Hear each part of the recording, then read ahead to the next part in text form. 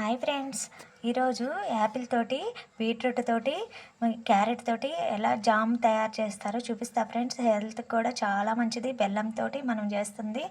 అందరూ పిల్లల నుంచి పెద్దవాళ్ళ దాకా బాగా తినొచ్చండి. అలా సన్నంగా ముక్కలన్నీ కట్ చేసేసేసి 4 యాపిల్ తీసుకున్నాను, ఒక క్యారెట్, ఒక బీట్రూట్ అలా నీట్గా ముక్కలన్నీ కట్ చేసి ఒక స్టీమ్ మీద అలా పెట్టేసి మూత పెట్టేసుకోవాలంటే ఆవిరికైతే ఉడికించుకోవాలంటే ఆవిరికి ఉడికితే ఏంటంటే మనకి జామ్ అనేది బాగా వస్తుంది.